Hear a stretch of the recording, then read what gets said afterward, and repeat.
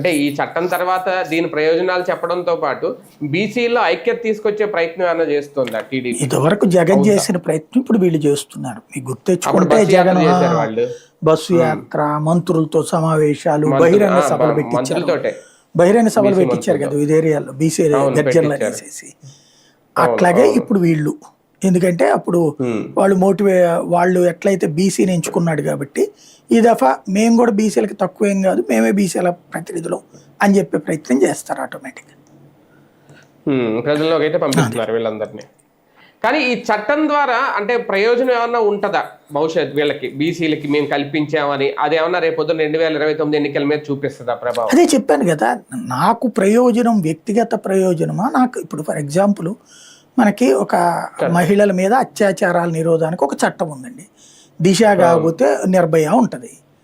దాన్ని చూసి ఓటేసేస్తారా? ఓట్లు కాంగ్రెస్ తెచ్చింది నిర్భయ చట్టం. రేపు లాగినయా చట్టం ఆగింది అక్కడ ఏమన్నా దాంతో ఒరిగేసిందా? అట్లాగే సంక్షేమ పథకాలు ఎవరున్నా కొనసాగించడం వేరు, మనముంటేనే రావడం వేరు. మనదంటూ ముద్ర వేసుకోవాలంటే మిగతాది సంక్షేమ పథకాలు, పెన్షన్లు ఇవన్నీ అందరూ ఎవరు వచ్చినా చేస్తారండి. రాజశేఖర్ వచ్చినా చేస్తాడు, రేపు పవన్ కళ్యాణ్ వచ్చినా చేస్తాడు, బీజేపీ వచ్చినా చేస్తారు, ఎవరు వచ్చినా చేస్తారు. ఎక్కడ ఆపరు వాటిట్లో. ఇంకో రూపాయి పెంచుతారే కానీ తగ్గించరు.